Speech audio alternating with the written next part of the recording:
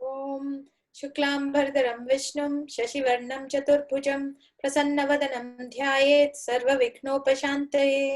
सरस्वती नमस्तुभ्यं वरदे कामरूपिणी विद्यारम्भं करिष्यामि सिद्धिर्भवतु मे सदा।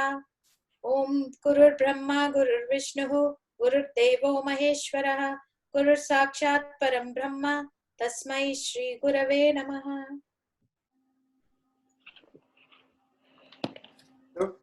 धन्यवादः सुनीता महोदय। अद्य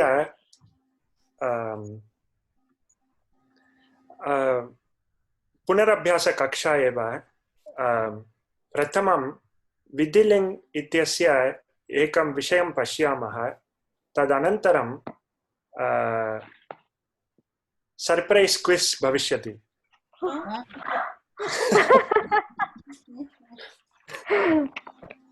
अस्तु, प्रथमं विधिलिङ्ग् विषये किञ्चित् वक्तुम् इच्छामि, किञ्चित् वक्तुम् ऐच्छं, तदिदानीं पश्यामः।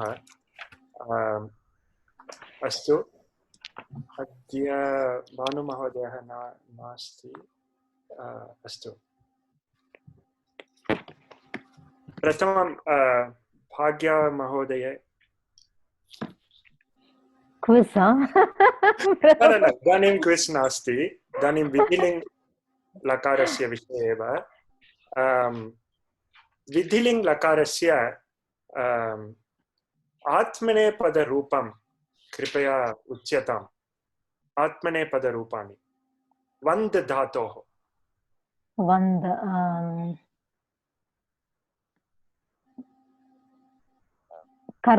कर्मणि न आत्मनेपद कर्तरि एव। ओके। वन्देत वन्देयातां वन्देरन्। सम्यक्। वन्देताः वन्देयातां वन्देत वन्देध्वं वन्देध्वं सारी वन्देध्वं एण्ड् वन्देय वन्देवहि वन्देमहि। उत्तमं, बहु सम्यक्, बहु सम्यक्, बहु सम्यक्। आम्, तस्य अस्तु, इदानीं स्क्रीन् शेर् करोमि।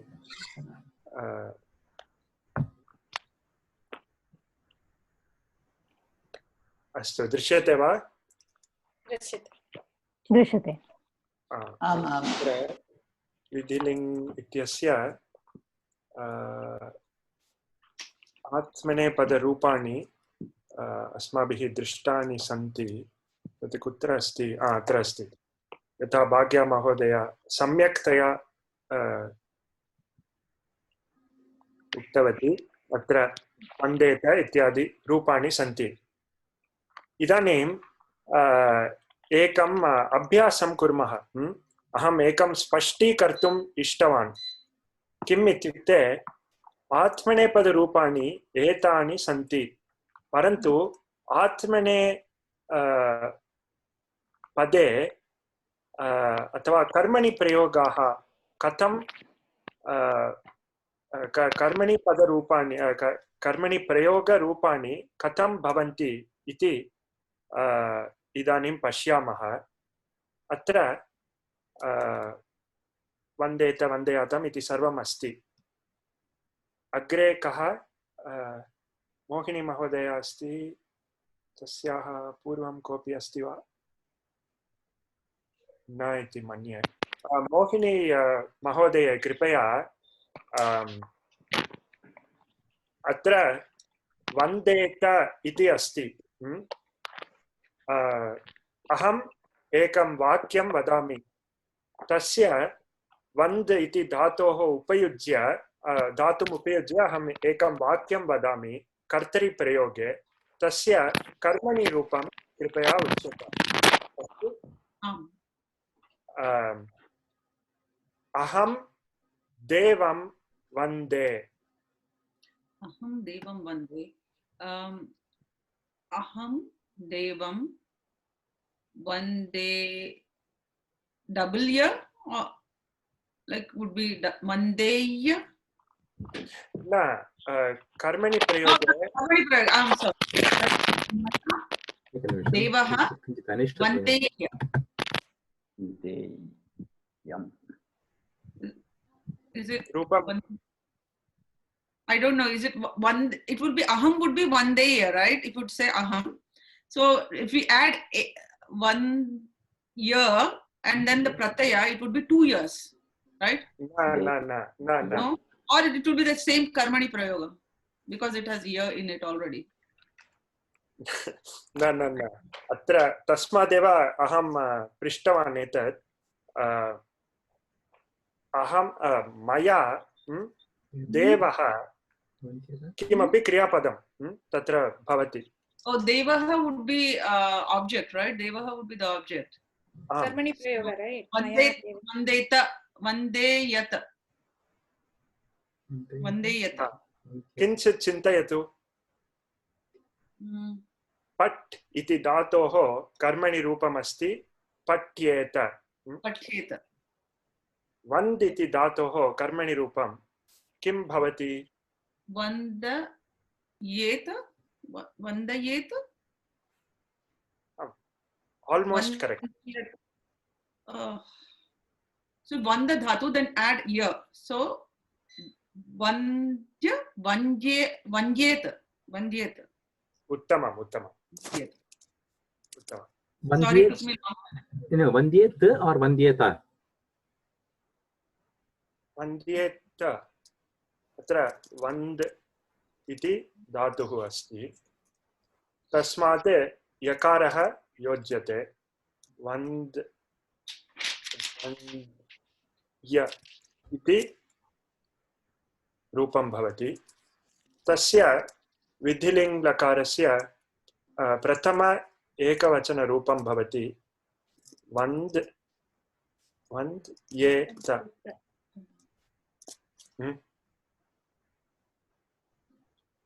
वन्देत इति कर्तरि रूपं. वन्द्येत इति कर्मणि रूपम्. मनसि एतत् स्थापयतु. मुख्यः अंशः तस्मादेव वदामि.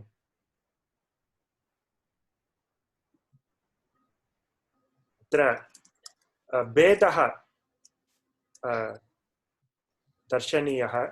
भेदः अस्ति. वन्द्येत वन्देत इति रूपद्वयम् अस्ति. भेदः अस्ति. अतः अहं देवं वन्दे इति अस्ति. तस्य कर्मणि रूपं मया देवः वन्द्येत. क्षम्यताम्. अत्र वन्देय इति विधिलिङ्ग रूपम्.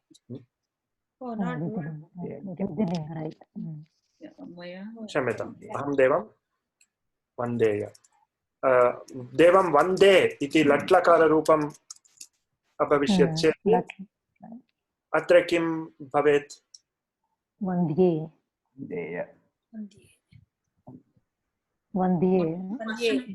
लट्लकारे कर्मणि. आम्. किं भवति रूपं? वन्द्ये. वन्दे इति कर्तरिरूपं. वन्द्ये.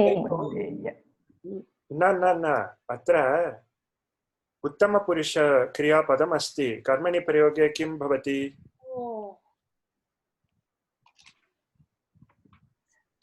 Vandyeya. Vidya vibhakti becomes prathama and then you take the object as the prathama.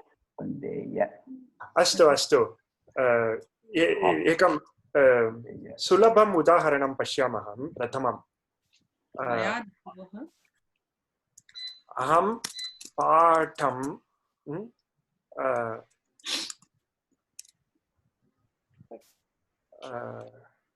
पठामि. एतस्य कर्मणि रूपं किं भवेत्? मया पठ्यते. पाठः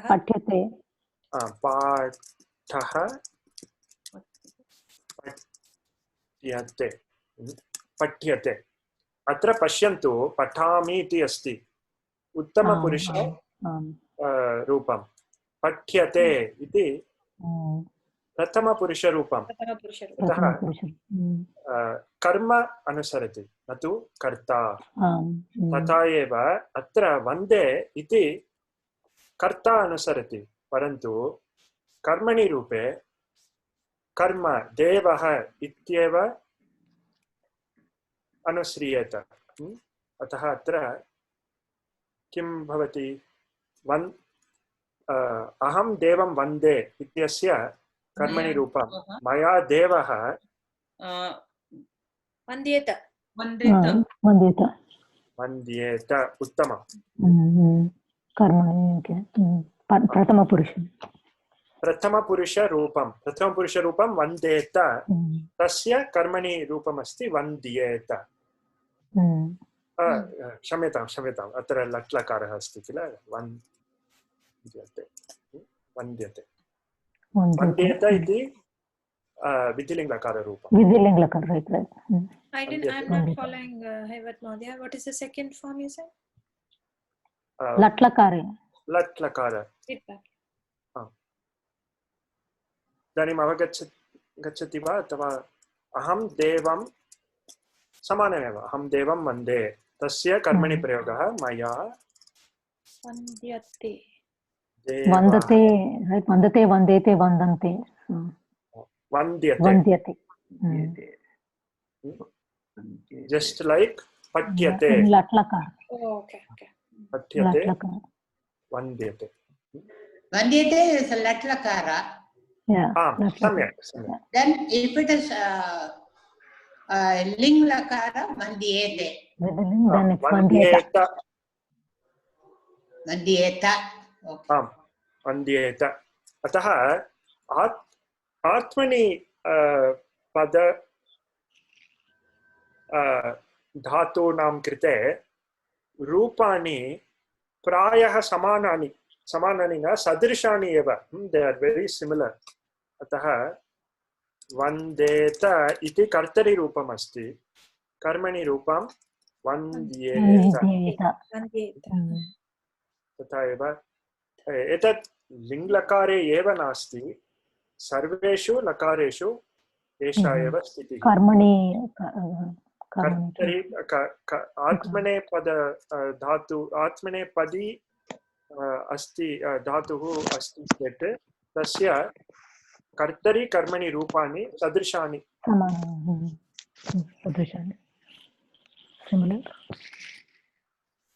अतः एतत् कृपया मनसि स्थापयतु तस्मादेव एतत् दर्शितम् No, I didn't get what you said. If it is lat, it is vandyate.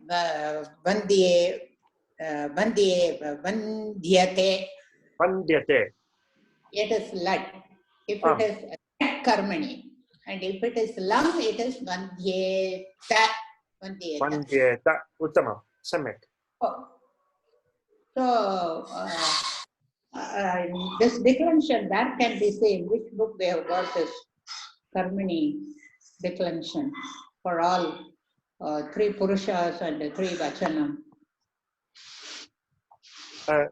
किं कृपया किमपि अनिष्टध्वनिः आगच्छति Oh, 1 minute.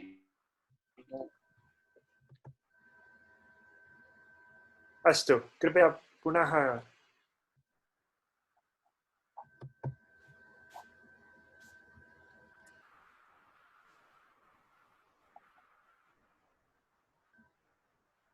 Vandeta, Vandyeta are Atmanepadi Rupani, right? आम् वन्देत आत्मनेपद कर्तरि रूपम् Kartari. Where can they get this declension? Vandyeta, Vandyetam, Vandye. आम् This कुत्रापि विधिलिङ्ग कर्तरि विधिलिङ्ग Vidiling, Karmani Vidiling. कर्मणि विन्द्ये वन्दे वन्द्ये सम्यक् कर्मणि विधिले Yeah, where can they get this declension? नास्ति कुत्रापि न लभ्यते अस्माकं मनसि एव लभ्यते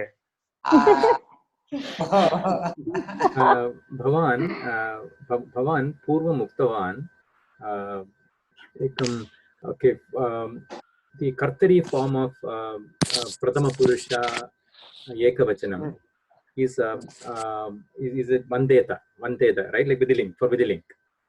So Samyak. to find the karmani form, I think we had earlier found out that use the dhatu, start with dhatu, is vand, add ya, so vandya, and then follow the atmanepadi form of that root. So which is in this case is vandeta. Yeah. So in this case it would be vandyata would come, right? How did vandyeta come? Okay.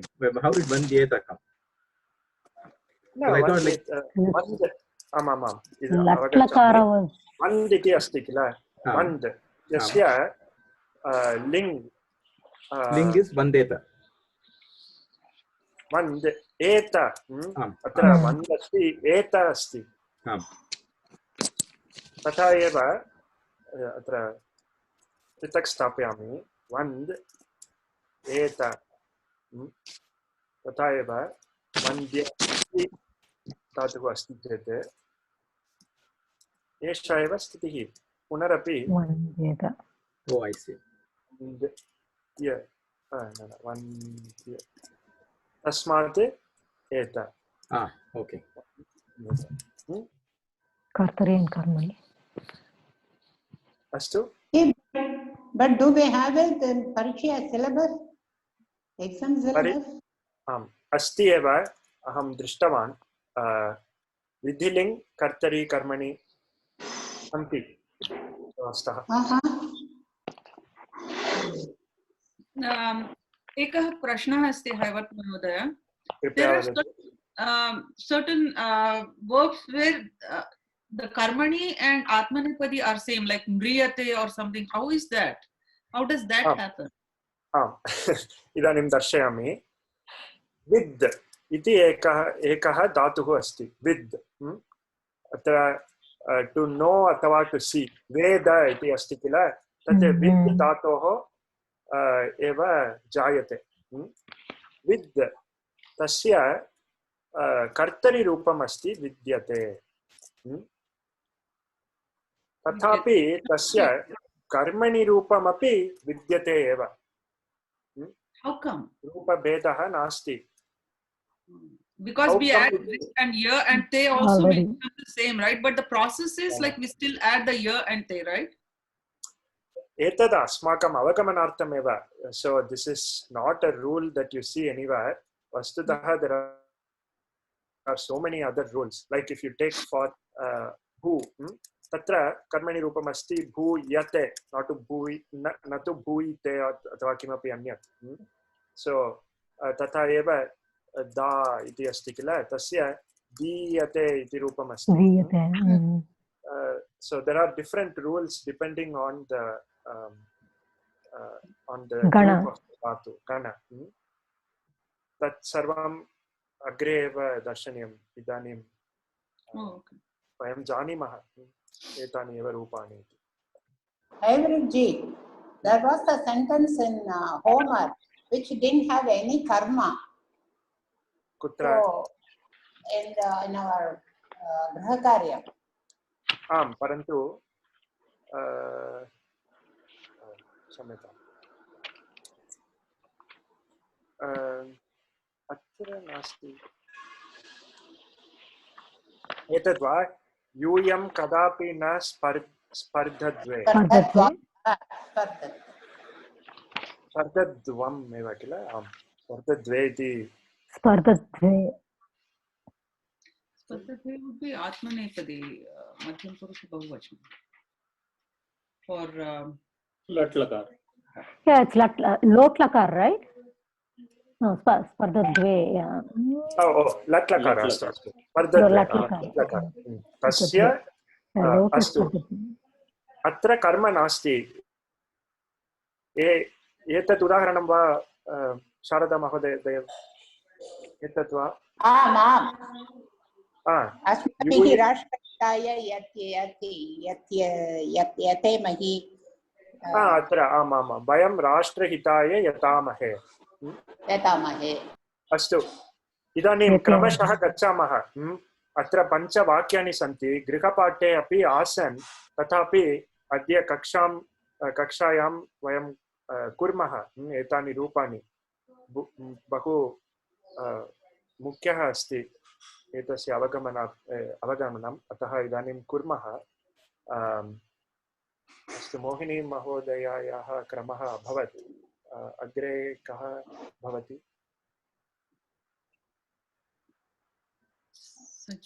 सजीव महोदय। अस्तु, अग्रे कर्तरि form एव किल? कर्तरि एव। Okay. छात्राः धार्मिकशिक्षां लभन्ते, छात्राः धार्मिकशिक्षां लभेरन्। ओके। अस्तु, इदानीं कृपया एकं करोतु, एतस्य कर्मणि रूपमपि कृपया वदतु। ओके। छात्राः धार्मिकशिक्षां लभेरन्। सो छात्राः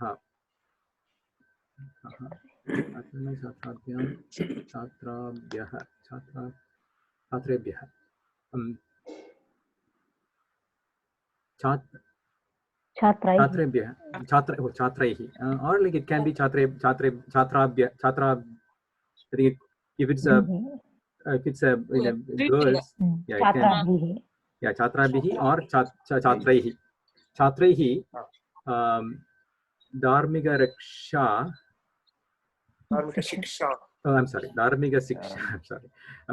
छात्रैः धार्मिकशिक्षा so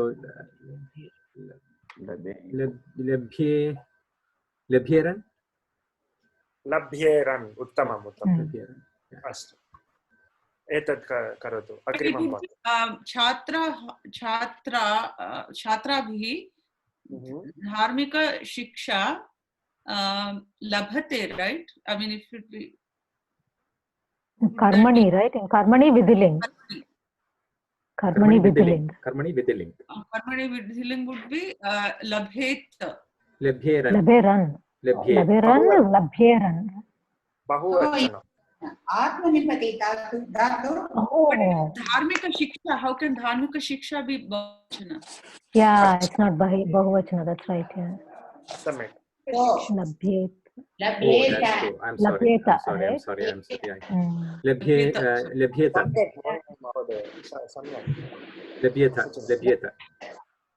लभ्येत इति। क्षम्यताम्। धन्यवादः मोहिनी महोदय। No problem. I mean, I was just. Is it अनिष्टध्वनि आगच्छति। आत्मनेपदी धातु?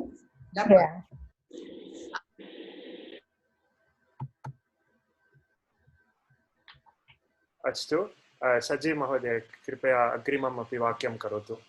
वयं राष्ट्रहिताय यतामहे। वयं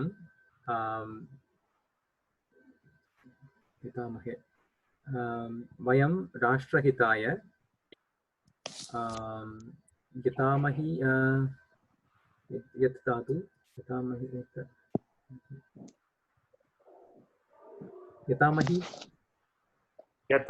उत्तमम्। यतेमहि। अस्तु, यतेमहि।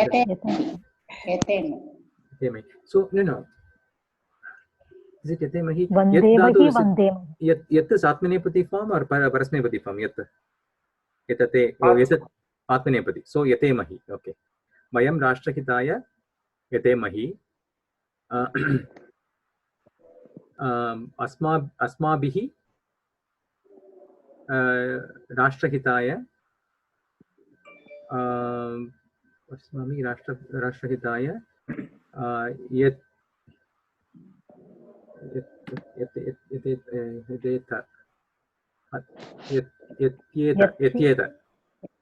यत्येत। सम्यक्, बहु सम्यक्, धन्यवादः। शारदा महोदय, भवती एव। कदापि न स्पर्धद्वे। यूयं कदापि न स्पर्धद्वे। युष्माभिः कदापि न स्पर्धत्। नो, यूयं कदापि न स्पर्धद्वम्। स्पर्धेद्वम्, right? स्पर्धेद्वम्। All right? सम्यक्। युष्माभिः कदापि न स्पर्धयेत स्पर्धयेत वा अथवा स्पर्ध्येत वा? स्पर्धयेत आम् अत्र युष्माभिः युष्माभिः कदापि न स्पर्धयेत स्पर्ध्येत स्पर्ध्येत स्पर्धयेत और स्पर्ध्येत इति रूपं तस्य स्पर्ध्य इति अस्ति चेत् स्पर्ध्येत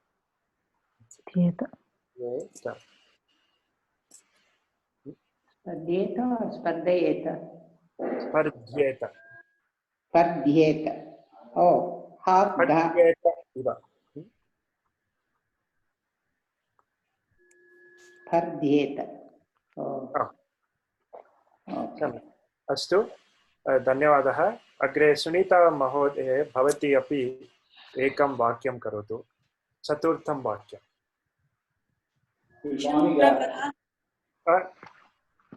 कृपया शत्रवः भीत्या पालयन्ते पलायन्ते शत्रवः भीत्या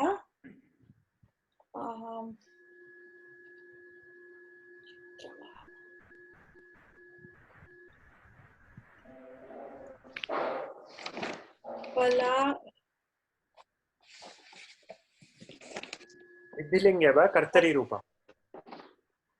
विधिलिङ्ग् कर्तरि, right? आम्। This is आत्मनेपदी और परस्मैपदी धातु? अत्र आत्मनेपदी इति दृश्यते इति दर्श्यते। अहं चिन्तयामि उभयपदी एव, यतः वयं palayante, right? It's in the atmanepadi form, it looks like. Here it is atmanepadi. Then it will be palyeran. Shatrava Pitya. No, we have to find. Palayeran. पलायेरन्। अस्तु, एतस्य कर्मणि रूपम् इदानीं त्यजामः, यतः yeah, what do you do? Palayeta is not it, right? What will it should be palayuhu and palyeta. No, it is First year. अयति अथवा अयति एति इति किमपि धातुः अस्ति, वयम् अग्रे पश्यामः। तस्य स्थाने अस्तु इदानीं कः अस्ति? मम क्रमः अस्ति। नमस्कारः सन्दीप महोदय। नमस्कारः महोदय। त्वं परीक्षायां विजयसे। त्वं परीक्षायां विजयेः इति परस्मैरूपम्। अत्र आत्मनेपदी विधिलिङ्ग् विजयेसे। अहं न जानामि किमस्ति रूपं। विजयेथाः।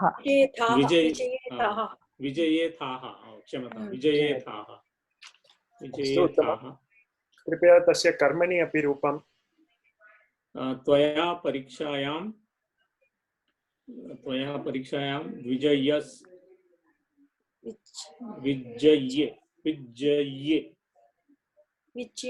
विजयेथाः। अत्र विजय अस्तु, जयति इति तस्य कर्मणि रूपं किम्? जयति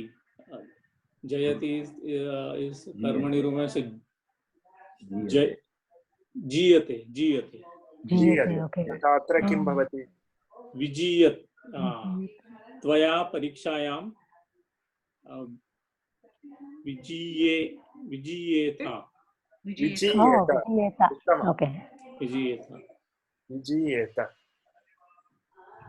I have taken it as Parasmapadi Dhatu. So all these are Atmanepadi Dhatus I have taken some Parasmepadi.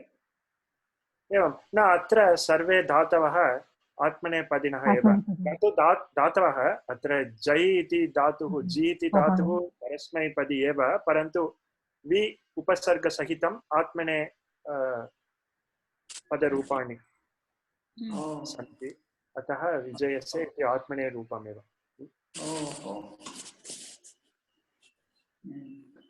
अस्तु उत्तमम् अत्र वेङ्कटराममहोदय अपि अस्ति अहम् एकं वाक्यं वदामि तस्य लट्लकारे एकं वाक्यं लिखामि तस्य विधिलिङ्ग् रूपम् अपि च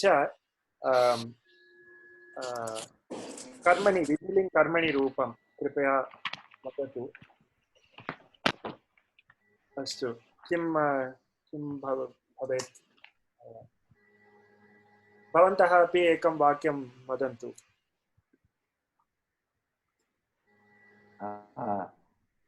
लट्लकारे आत्मनेपदी कर्तृ आत्मनेप्रयोगे आम् अस्तु किं कुत्र अत्र इतोपि वाक्यानि सन्ति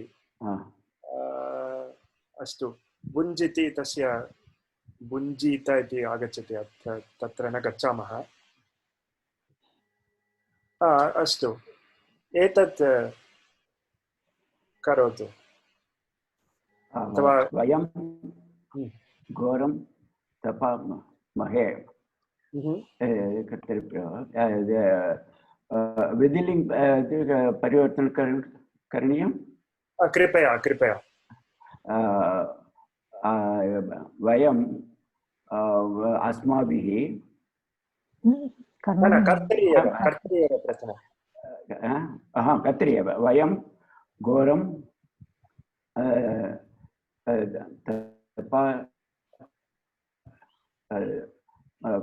तपामहे तपे एरन् वयं तपे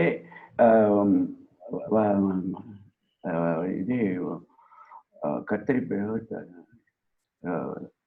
वयं तपामहे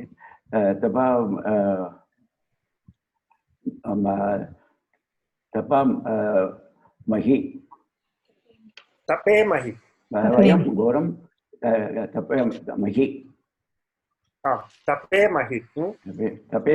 तपेमहि एतस्य कर्मणि रूपं किं भवेत् कर्मणि रूपम् अस्माभिः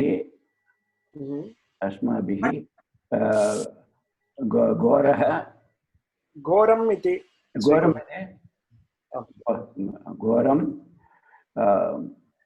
तपे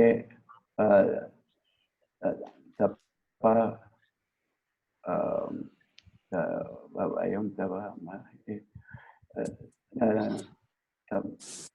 वयं घोरं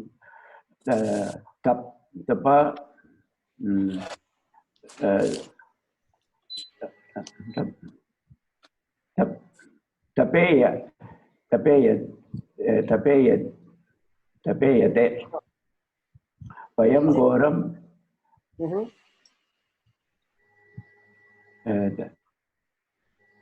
तपेयते तपेयं धातु किम् अस्ति धातु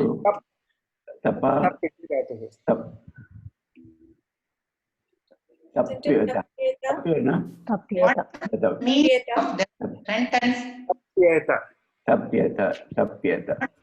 of this sentence? Tapyeta. G, I have read G. What is the meaning? We do intense tapa. Oh, tapa. Ghoram tapamati. Okay. Tapa is done by us. Vidiling tapa. Tapyeta. सम्यक् धन्यवादः वयं सर्वे अवगच्छामः किल एतत् विषयम् आत्मने पदिनः धातवः तेषां कर्तरि कर्मणि प्रयोगे किञ्चित् एव भेदः अस्ति So if it is a akarmaka sentence, we should use only prathama purusha ekavachanam. Is it? सम्यक् सम्यक् अत्रापि घोरम् इति कर्म नास्ति इति चिन्तयामि अत्र घोरम् इति करणम् अथवा That's adjective, like that. नपुंसकलिङ्गं वा घोरं Gaurani. घोरम् इति पश्यामः प्रायः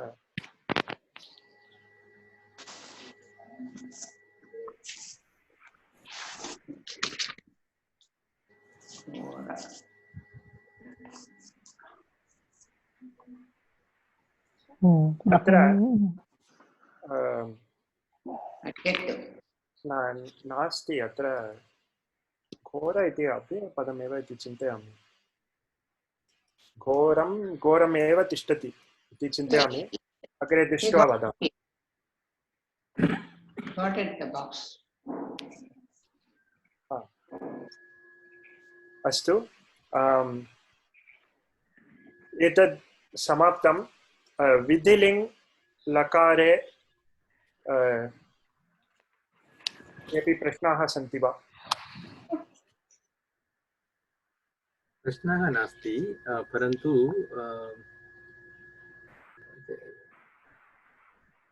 अभ्यासः महोदय what is that Indriya website can we go there and look at like for Atmanepadi for one or something can we look at all the forms karmani and kartari forms Then only we can go into Indriya. To find the gana of that dhatu. No, you can also use stemmer. If you use the stemmer, you don't need. You can find the gana. Find you can use the stemmer and go. Sir? Kutra gantavyam? Stemmer as the. Etadva? The bottom stemmer link. Here. No. The footer in the footer. There is a stemmer link, right? Yeah. Go there, and in the top, in the initial pattern, you put like Vandate or something like that. If you put Vandate in the under that, yeah, just right there in that below the lexicon. But where it says wealthy is not there on the first form, yeah. First one. Vandate. If you put Vandate. And then you search, Devanagari, and search, it will find the root for you. Yeah, now you click on that root. And it will give you, where is it? Yeah, okay. Yeah, now it will give you the gana. See, the gana is one. You click on one. If you click on that, it will give you all the conjugations. And you can change that. Onto Devanagari. DVA. Okay. If you do this, then it will show you both the Karmani and go down to Vidhiling. There. Okay, yeah. Vandiyatam, Vandiyaram. It's exactly the same, right? Vandiyata. Okay. Oh, all right. Both are same forms. Now I compare this with Vandyeta. Okay. It's exactly the same, right? Exactly the same. Except the ya. Vandyeta.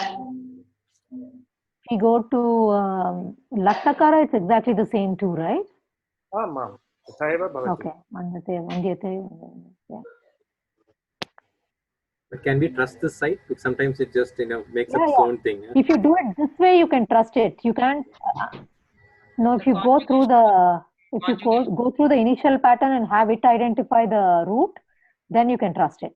Otherwise, if you use like the declension and the conjugation, you have to know the gana. You have to know the declension, conjugation. It will give you any combination. Yeah, it will give you any combination you enter.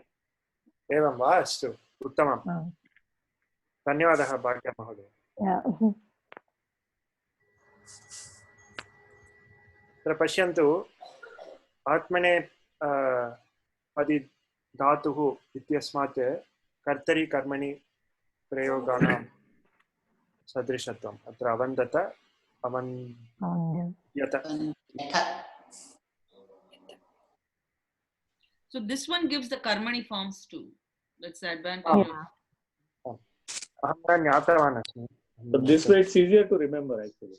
Yeah, and it gives you all the kridantas also at the bottom. At the And bottom. the Yeah.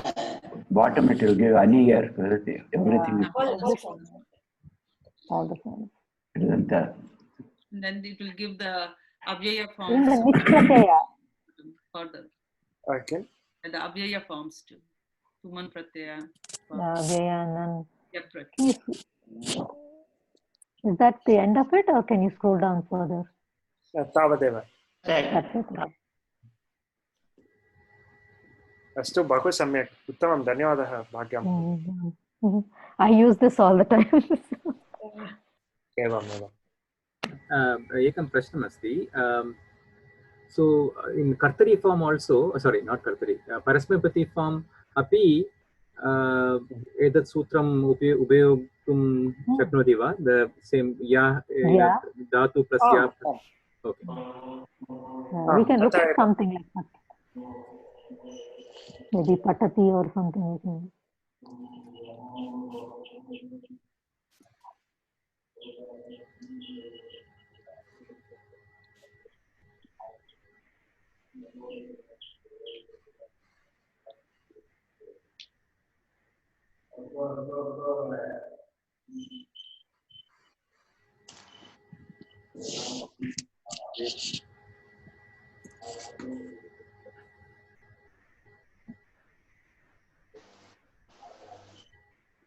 अत्र निश्चयेन पट् धातुः उभयपदी नास्ति.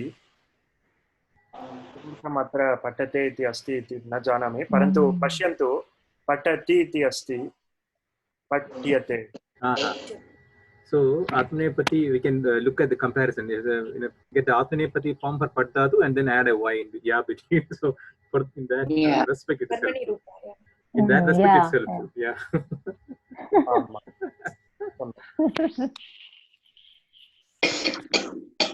The way Vidiling Rupam. Can you scroll down a bit to the Vidiling Rupam? Maybe that's how the code is written. Like, first convert to Atmanepati and then. Pateta, patetam, pateyuhu, patetam, pateta. Patetam, pateyuhu, pateyuhu. Oh, and look at the karmani form. Okay, yeah, exactly, right? It's like the Atmanepadi form of. परन्तु वस्तुतः पट् धातोः आत्मनेपदरूपाणि न सन्ति.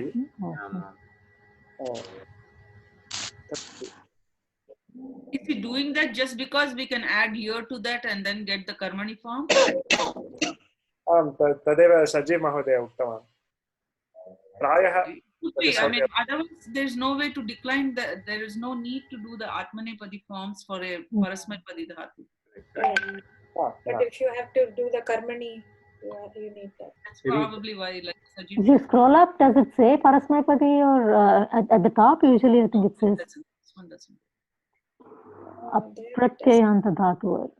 Can you please try one more Parasmapati? Any some other? What can we think of? Like Ubhayapadi, you should try and see. No, let's try.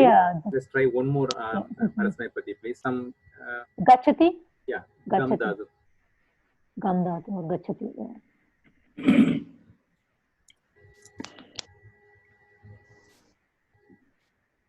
Gaccheta, gaccheta.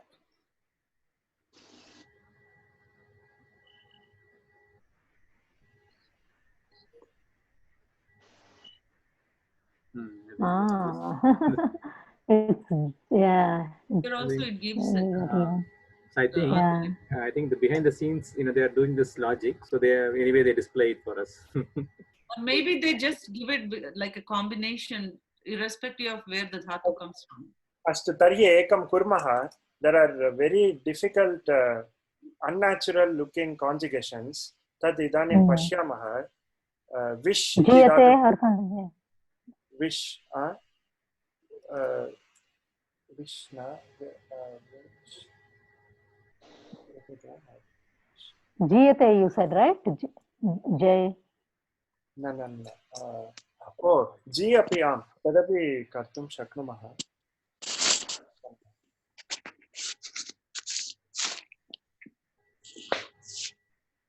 अस्तु अत्र जयति If you know that word exists, yeah.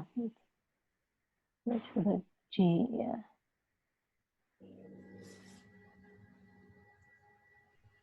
जी धातु आम् जी इति सम्यक् लिखितमस्ति अस्तु अहम् एकं इति एकम्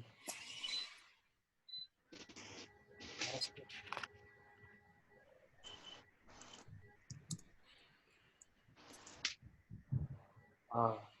अस्तु विश् इति Vishya. Deveshti. पश्यामः एतस्य रूपाणि Oh my If you God. copy Deveshti. Yeah.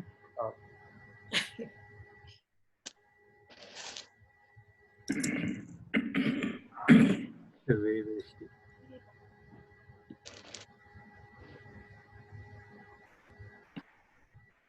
ओ एवम् It's identifying the dhatu correctly. If it recognizes the word.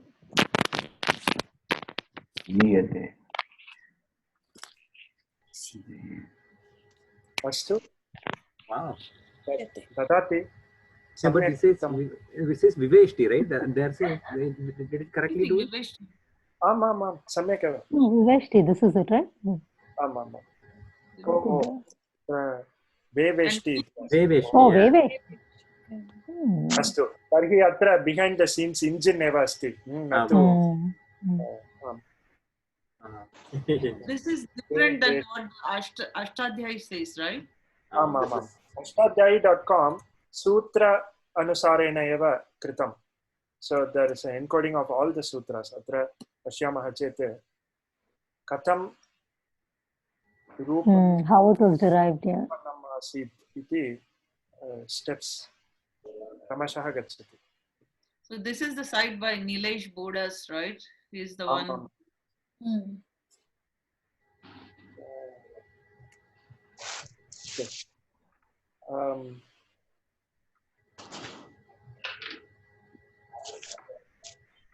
तस्मादेव किम् In the Ashtadhyayi, it gives ganas also for the dhatu.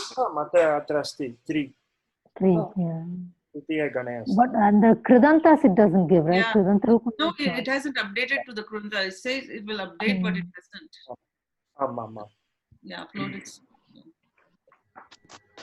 And Karmani form is not there either, right?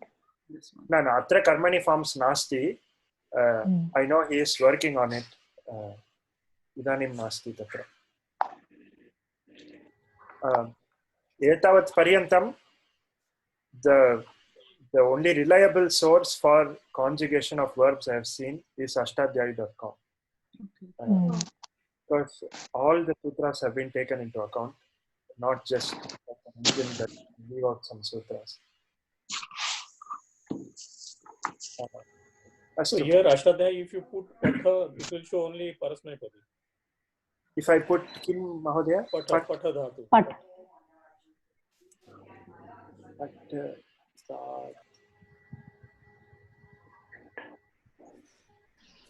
परस्मैपदी अतः परस्मैपदरूपाणि एव दर्शितानि सन्ति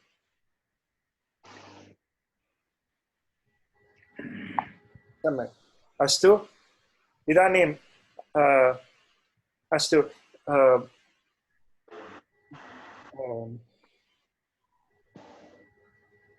भवन्तः तर्हि इतोपि अभ्यासान् इच्छन्ति वा अथवा किं विधिलिङ्गकारस्य अभ्यासान् इच्छामः इच्छामः एवं Yeah. That's fine. It's fine. If you give us homework also, that's fine. Yeah, that is fine too. Your homework is very tackle. We can do it. I mean, not that we know everything. We can. It is like we are trainable. अस्तु तर्हि अद्य भानुमहोदयः सः इदानीं नास्ति परन्तु सः एकम् उपायं अवदत् यत् वयं परिचयः इति परीक्षायाः syllabus. केचन प्रयतामहे इति। अतः मया चितम् एका परीक्षा, मया चिता एका परीक्षा। तत् इदानीं कुर्मः वा? We'll try. We'll not be ready. Community effort.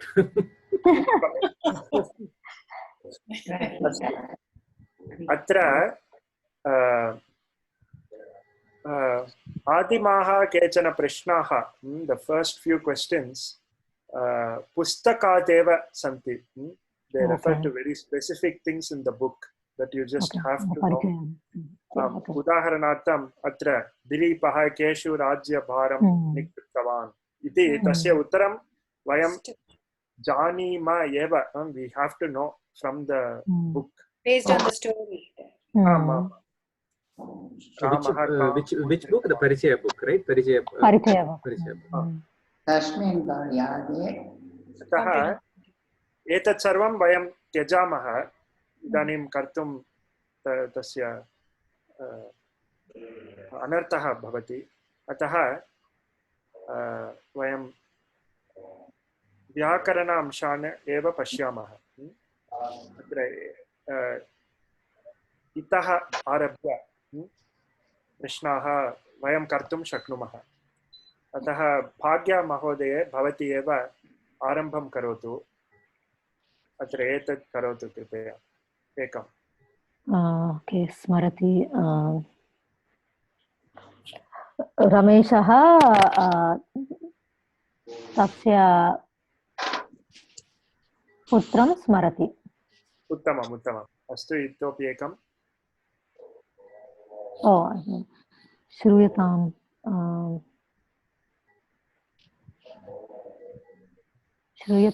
तस्य विवरणं वदतु.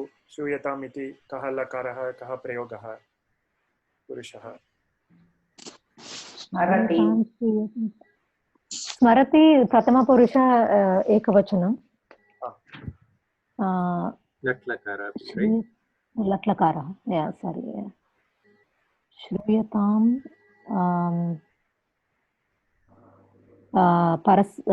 आत्मनेपदी प्रथमपुरुष एकवचनं. कर्मणि रूपमस्ति.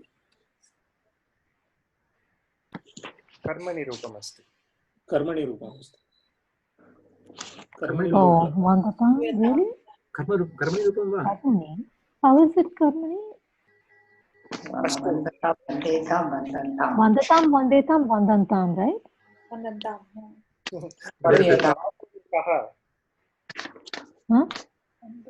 श्रूयतां शृणोति धातु अस्ति न. श्रूयते, श्रूयतां, श्रूयेतां, श्रूयन्तां. लोट् लकार. कर्मणि लोट् लकार. लोट् लकार. लोट् लकार. शृणोति इति कर्तरि रूपं. शृणोति अथवा श्रूयतां श्रूयतां. इदानीम् एकं पश्यामि. वयं वदामः क्षम्यताम् इति वयं जानीमः. किञ्चित् अनिष्टध्वनिः आगच्छति. शारदा महोदये, किञ्चित् अनिष्टध्वनिः आगच्छति भवत्याः सङ्गणके. पुस्तके.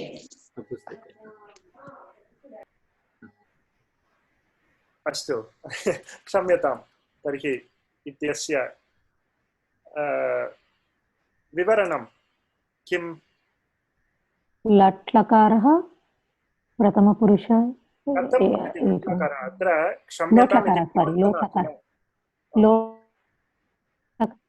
लोट्लकारः.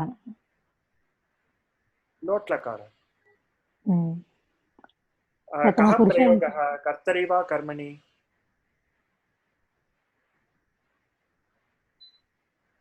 कर्तरि.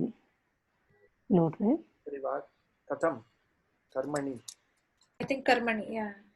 अत्र क्षम्यताम् अहं क्षम्यताम् इत्येव वदामः वा? Oh, Kshamya. Okay. Ksham is the इत्येव dhatu. वदामः।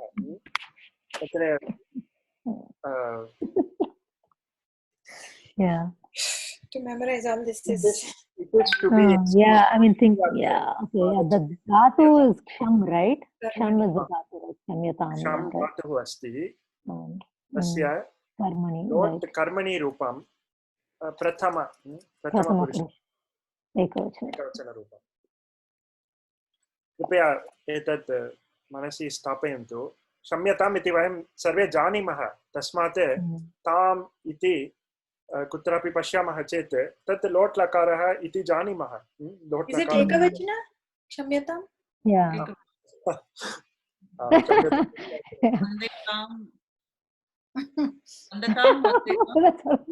It's like everything is jumbled up in Too much flowing.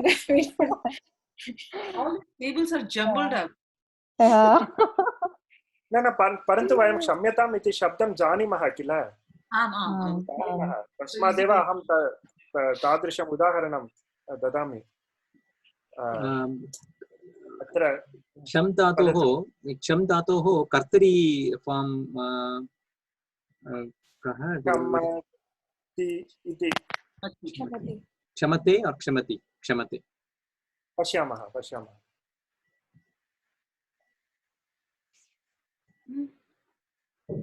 किमपि नास्ति, एतत् पश्यामः, एतदेव इति चिन्तयामि। क्षमते, अस्तु, उत्तमम्। आत्मनेपदी एव दातु। क्षमते, ओके। क्षमते। लोट् इस् क्षमताम्, ओके। लोट् इस् क्षमताम्। क्षमतां क्षमेताम्, okay. वन्दतां वन्देतां वन्दतां. That's getting confused, okay. Yeah. कर्मणि रूपे क्षम्यताम्। I completely missed the yeah there. Asmagam engine, it is like it's not No, working fine. You know, Asmagam engine running slow. Not igniting. Yeah, क्षमताम्, क्षम्यताम्. Okay. क्षम्यताम्। तस्मादेव क्षम्यताम् इति वदामः, परन्तु किं क्षम्यताम् इति सर्वं वयं न वदामः। If we say दोषाः क्षम्यतां, तत् असम्यक् रूपम् अस्ति। दोषाः क्षम्यताम् इति रूपं भवेत्। So we always क्षम्यतां, that's all. But it needs to follow the karma because it is karmani रूपम्। श्लोकेषु वयं कुत्रापि द्रष्टुं शक्नुमः। क्षमस्व इत्युक्ते प्लीस् फर्गिव्, परन्तु कर्तरि रूपम्। अस्तु अस्तु, एतत् सर्वम् अस्तु। श्रूयताम् इति कर्मणि लोट् प्रथम एकवचनरूपं श्रूयताम्। कृपया एकं वाक्यं रचयतु। रच्यताम्। मया गीतः श्रूयताम्। गीतं श्रूयताम्। मया गीतं श्रूयताम्। न, गीता अथवा गीतम्। अस्तु, गीतं श्रूयताम्। अस्तु, स्वस्य एव Keep it simple. तस्य कः अर्थः? मया गीतं श्रूयताम् इति कः अर्थः? The song is heard by me. अत्र लोट् लकारः। Song should be heard by me. Let it be heard. Please. Yeah, may the song be heard by me. So the easier sentence would be Bhavata Geetam Shruyatam. So respectfully, you please listen to the song. The song should be listened by you respectfully. So that will be a easier sentence. Bhavata Geetam Shruyatam. सम्यक्। Yeah. Bhavata. Okay, yeah, Bhavata. Bhavata Geetam Geetam Shruyatam. So you have a respectful, say you have a Sanskrit Pandit sitting there, respectful old age person. You can say Bhavata Geetam Shruyatam. So please listen. Song should be listened by you. That is how it is. आम्। अतः वयं जानीमः श्रू इति कर्मणि रूपम् इति कथं जानीमः?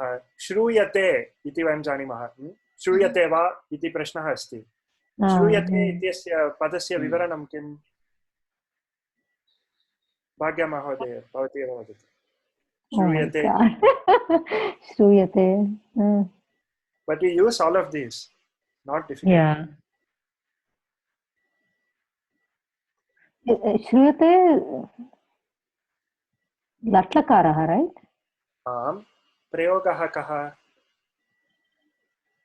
Karmani, Prathama-purusha, आम् Ekavachana, right? सम्यक्. लट् कर्मणि Karmani.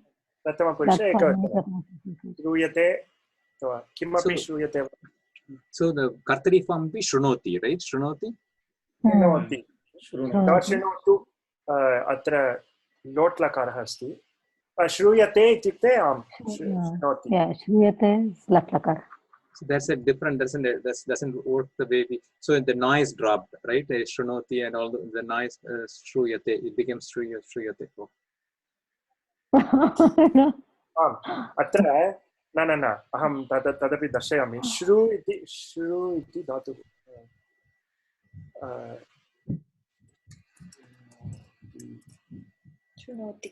श्रु इति धातुः. श्रु तस्य Okay. श्रूय अत्र दीर्घम् अस्ति. उपधा दीर्घः इति सूत्रमस्ति. तत् सर्वम् इदानीं न पश्यामः. परन्तु श्रूय इति रूपं. श्रूयते कर्मणि रूपं. कर्तरिरूपं तु शृणोति. अस्तु इदानीम् एकं वदामि. So this form, this tam form, like Sandeep Mahodaya said, is very commonly in use in Sambhashana Sanskritam. अतः अस्माभिः ज्ञेयं ज्ञातव्यम्. अहं वाक्यानि वदामि. करोतु इति अस्ति. प्रथमं कुरु. त्वं कुरु. भवान् करोतु. एतत् सर्वं लोट् लकाररूपाणि. इदानीं आदरः इत्युक्ते किं? रेस्पेक्ट्. त्वं कुरु इति प्रथममस्ति.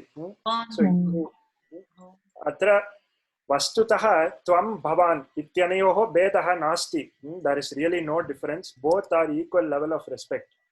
परन्तु संस्कृतभारत्या ते सर्वदा भवान् इत्येव वदन्ति. So people have come to understand like Bhavan is a more respectful form, but vastutah nasti. It is not how it is used in Prachina Grantaha. Tarta tvam api adara yukta prayogaha eva. It is respectful. Parantu tatapi vayam etat pashyamah. Tvam kuru, Bhavan karotu. Itopi adaranam datum ichchati chete. Bhavantaha kurvantu. So if you want to be even more respectful, you can refer to the person in bahuvachana. Plural, yeah. Acharyaha kurvantu, not acharya karotu. Acharyaha karotu. Itopi adaram. Anya riti asti yatha Sandeep Mahodaya uktavan. Bhavata karmani prayogaha itopi adarah. Bhavata kriyatam. Bhavata kriyatam. Kimapi kriyatam shruyatam iti yojayamah cheti itopi adarah. Even more respectful. Acharyena kriyatam iti. Tatopi आदरः अस्ति भवद्भिः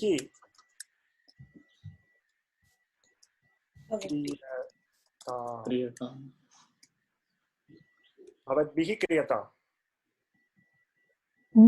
Bhavata kriyatam and bhavatbhihi kriyatam are same.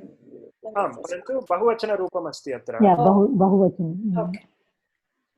So this is it like increasing order of respect then, right? Yes. Samanyataya increasing order of respect.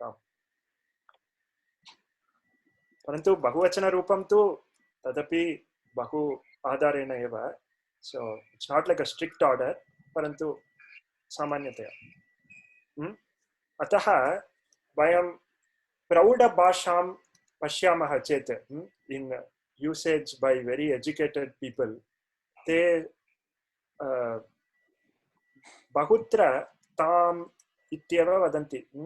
कृपया उच्यताम् उच्यताम् इत्येव ते वदन्ति, न तु कृपया वदतु. They say कृपया उच्यताम्. Is that like please say? It is to be said by you. Okay. Or it is to be said. Said, please be said, to be said. एतद् बहु मुख्यः अंशः सम्भाषणे अपि सर्वदा दृश्यते. अतः एतदपि जानीयुः. उच्यतां, श्रूयतां, पठ्यताम् इति सर्वं. If you want to give an order to someone without showing disrespect, then these forms are very commonly used. Kshamyatam, uchyatam. So when you see the tam ending, you should know these things, or you should identify automatically. Oh, it is lot lakara prayogaha, and usually ya agachiti chet karmani rupa. Spashtam samyak. अग्रे गच्छामः. मोहिनी महोदये कृपया अग्रिमं द्वयं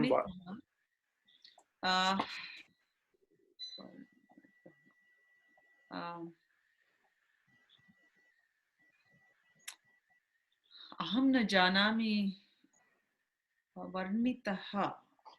You have to give me at least a clue. वर्णयति आम् इत्यस्य कः अर्थः? वर्णयति is to describe. That is somebody like Ramah varnayati. Uttamam. So varnitaha would be like the krudanta form. So that would be the ta krudanta, varnita.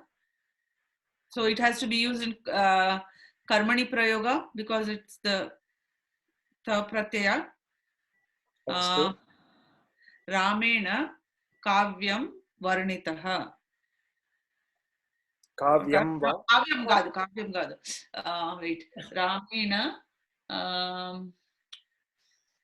पाठः वर्णितः. उत्तमं, सम्यक्. रामेण पाठः वर्णितः. उत्तमं. Very good, very good. अस्तु अग्रिम. Is it me or somebody else's turn? न न, भवती एव करोतु. वन्दनीयं.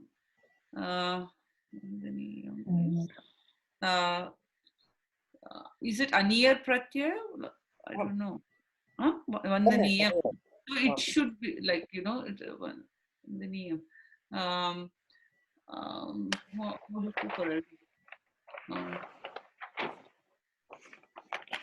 Mata pitarau vandaniyam.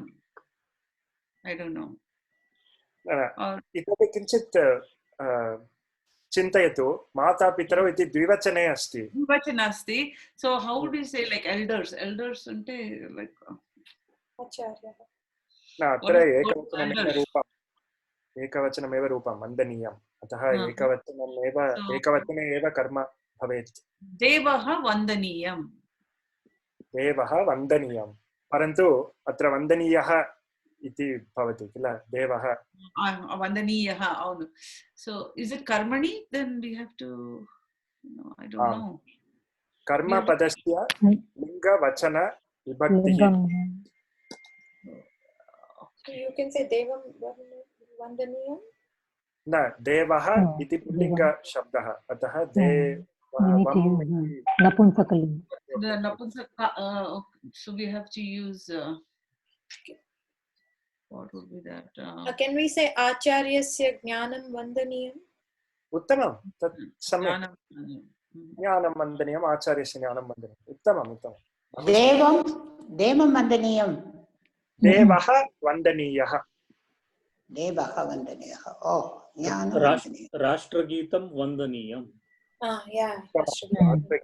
उत्तमं बहु सम्यक् So Vandaniyam, is it like Aniyar form or what form is this? Vandaniyam.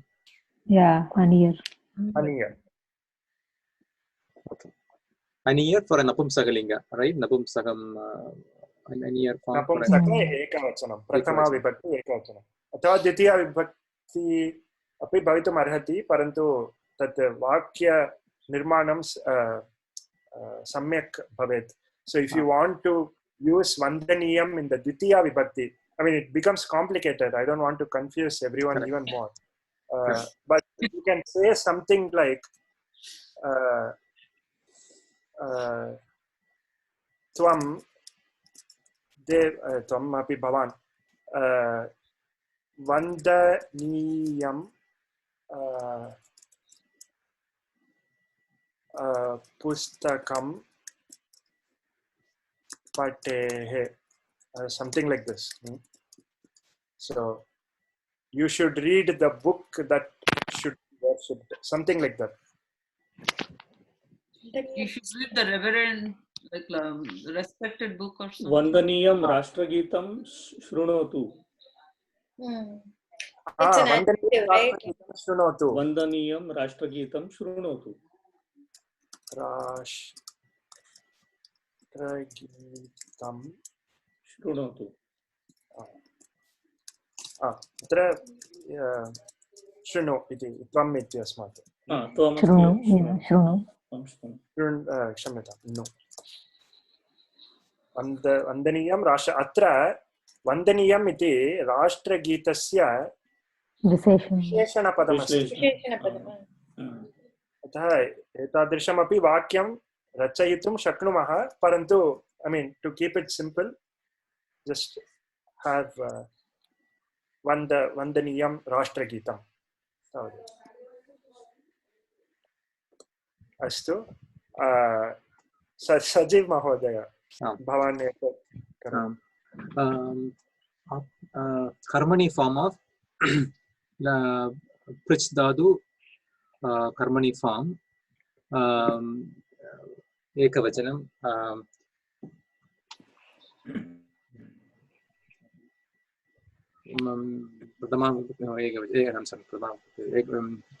मध्यमपुरुषे एकवचनं सो पृच्छ्यते मया ओके छात्रेण आचार्येण प्रश्नः पृच्छ्यते उत्तमम् आचार्येण प्रश्नः पृच्छ्यते उत्तमम् आचार्येण प्रश्नः why is it आचार्येण? It's a karmani form. Right, but आचार्येण is tritiya, right? Yeah. But by acharya? Question is asked by acharya. Maya is not no, there. Maya, right? Maya, right? Maya is not there in the sentence. Only He changed it again. He changed it. Oh, okay, sorry. You changed it. Okay, I thought Maya was there. No, I changed it. So acharyena, is it? Acharyena. Okay. आचार्यः प्रश्नं पृच्छति सो आचार्येण प्रश्नः पृच्छ्यते तथापि मया प्रश्नः पृच्छ्यते अपि सम्यक् एव even that will be correct. मया प्रश्नः that's why I was confused. question is asked by me. Okay, so suddenly I thought like why should I go to Uttama Purusha to complicate things? I thought okay. Pritavan,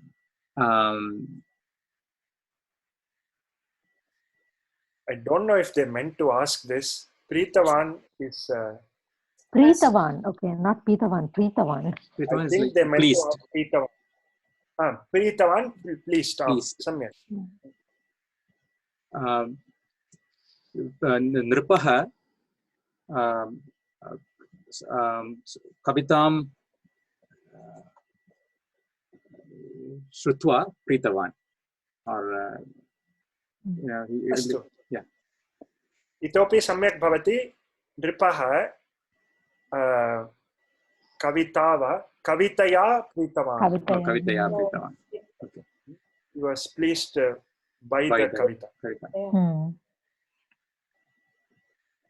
वस्तुतः okay एतस्य कृते इतोपि अंशः अस्ति प्रीतवान् इति अस्ति संस्कृते कोऽपि जानाति कथं वदामः I love you त्वया मया भावयामि किं भावयामि इति शब्दः अस्ति तत्र आम् भावयामि इति भावयामि भावयामि त्वां मया तदपि मया श्रुतं परन्तु सम्यक् रूपं भवति अत्र प्री इति धातुः अस्ति सर्वे चिन्तयन्ति people think that this means to love someone प्रीणाति परन्तु तथा नास्ति it is actually not that it is to be pleased by something or someone right yeah प्रीतवान् त्वां प्रीणामि इत्युक्ते you please me or I am pleased I'm pleased by you right not that I love you तस्मात् अन्ये धातवः सन्ति रञ्ज् इति धातुः अस्ति अथवा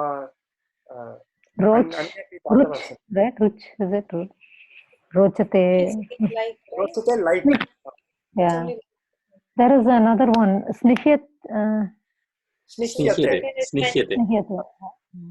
अथवा स्निह्यामि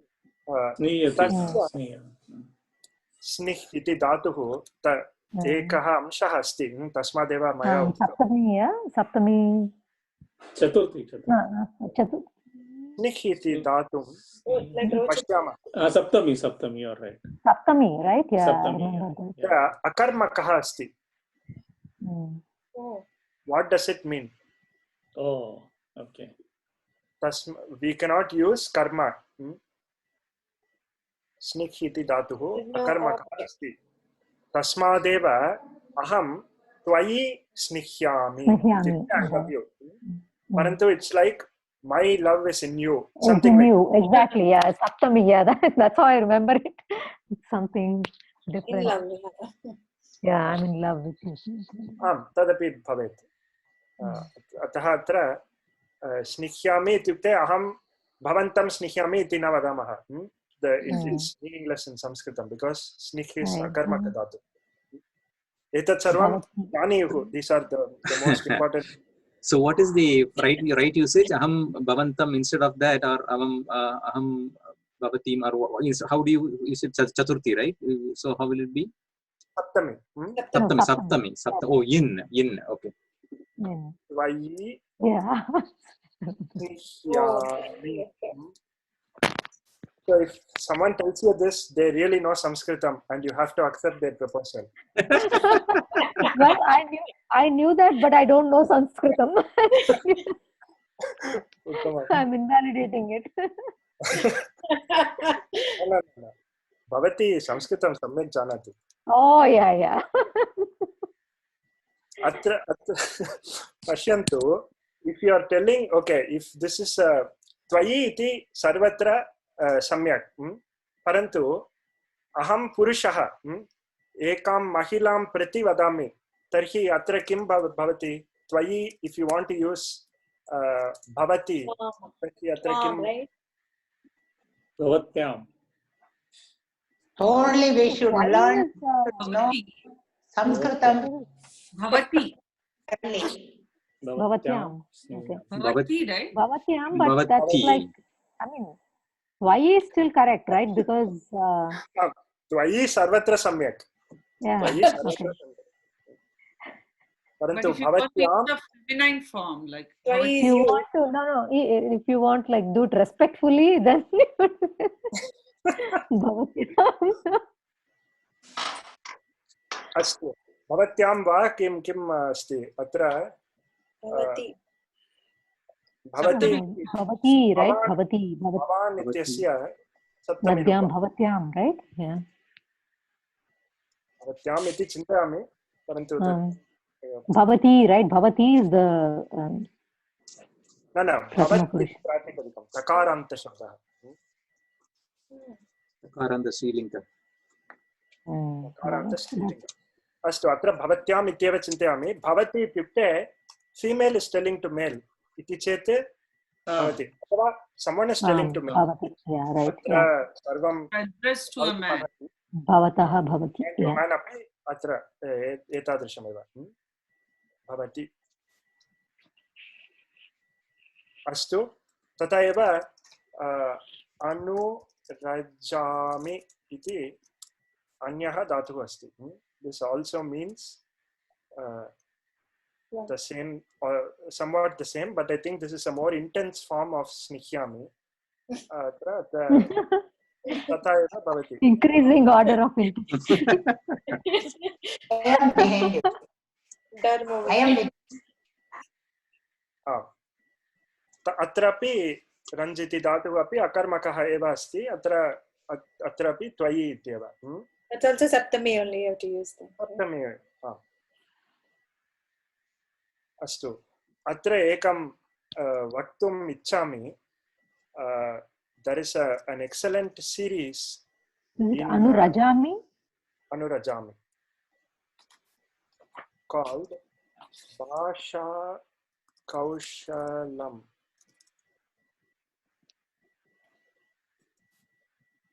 by Shri Ashok.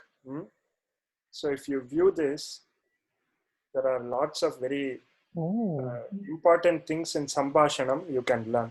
They're all very short videos. So far he's done only 15, but he's adding to it every week.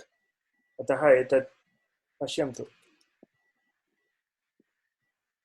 Aham link preshayishyami. Astu.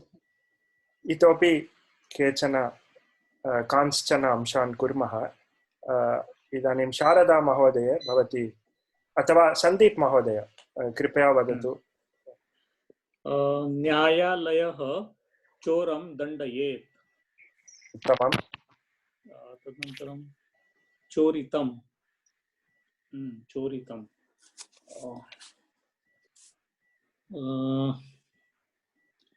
चोरेण अङ्गुलिकं चोरितम् उत्तमम् अङ्गुलिकं चोरितं भवान् कृपया दण्डयेत् and चोरितं फॉर्म्स किम् इति कृपया दण्डयेत् विधिलिङ्ग् अस्ति दण्डयति दण्डधातु अहं न जानामि दण्डधातु परस्मैपदी अस्ति विधिलिङ्ग् प्रथमपुरुष एकवचनं दण्डयेत्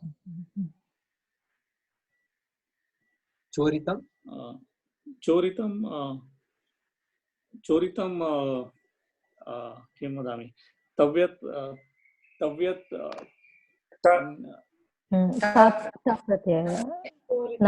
प्रत्यय चोरितः चोरिता चोरितं प्रत्यय क्षम्यतां प्रत्यय वर्णितः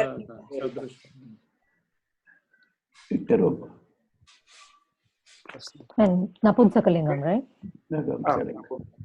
सन्दीप महोदय बहु शीघ्रं सर्वं कृतवान् अस्तु शारदा महोदय I think you should ask him more questions, Haivat Mahodaya.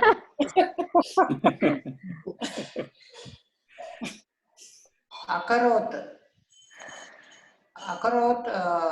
I think it's Lotlakara. Lotva. Akarota, yeah, Lang Lakara, Krudatu,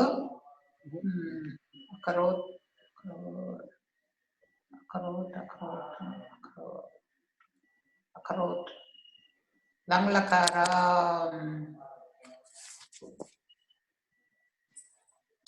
what is that?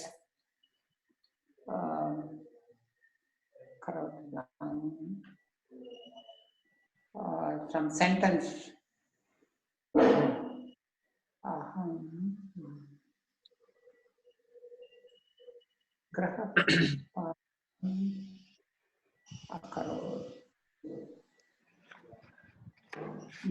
प्रथमपुरुष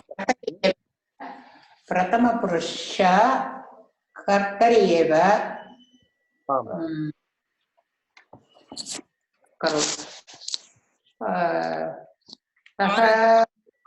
करोति सः गृहपाठम् अकरोत् उत्तमं सः गृहपाठम् अकरोत् उत्तमं प्रथमः पुस्तके प्रथमः पाठः सुलभम् अस्ति। उत्तमम् उत्तमं सुलभः अस्ति। सुलभः अस्ति।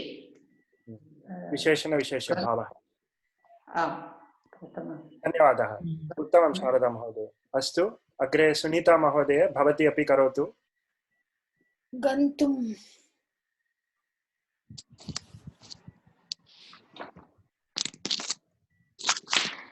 अहं श्वः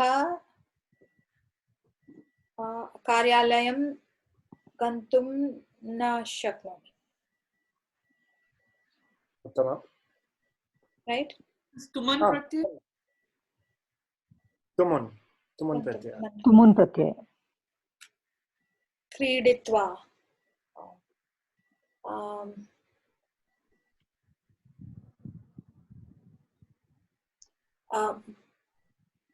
मम पुत्रः क्रीडित्वा पाठं पठेत्। उत्तमम् उत्तमं सम्यक्। अस्तु धन्यवादः। वेङ्कटराम महोदय भवान् एतत् करोतु। बहुवचने वाक्यपरिवर्तनं क्रियेत। परिवर्तनं करणं दीर्घलता वायुना कम्प्यत। न अत्र कम्पत इति रूपम् असम्यक् इति मन्ये। रूपं कम्पत ऐ थिङ्क् दे मेण्ट् कम्पते कम्पते इति स्वीकुर्मः। दीर्घालता वायुना कम्पते। परिवर्तनं बहुवचन परिवर्तनं करणीयम्। आम्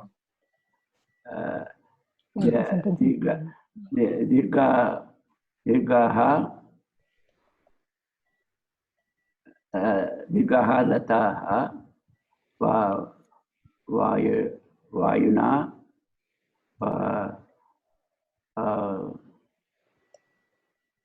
कम्पन्ति। उत्तमं बहु उत्तमं कम्पन्ते सम्यक्। अस्तु एतदपि करोतु कृपया। पक्वं फलं वृक्षे अस्ति।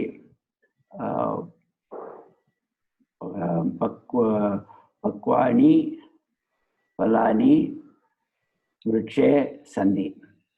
वृक्षे सन्ति। उत्तमम् उत्तमं धन्यवादः। अस्तु इदानीं समयः जातः। एतेन समापयामः वा अद्य? अस्तु तर्हि सुनीता महोदय भवती एव मङ्गलश्लोकमपि उच्यताम्। स्वस्ति प्रजाभ्यां परिपालयन्तां न्यायेन मार्गेण महीं महिषाः गोब्राह्मणेभ्यः शुभमस्तु नित्यं। लोकाः समस्ताः सुखिनो भवन्तु। काले वर्षतु पर्जन्यः पृथिवी सस्यशालिनी। देशोऽयं क्षोभरहितः। ब्राह्मणाः सन्तु निर्भयाः। सर्वे भवन्तु सुखिनः। सर्वे सन्तु निरामयाः। सर्वे भद्राणि पश्यन्तु मा कश्चित् दुःखभाग् भवेत्। असतो मा सद्गमय तमसो मा ज्योतिर्गमय मृत्योर्मा अमृतङ्गमय। ॐ शान्ति शान्ति शान्तिः।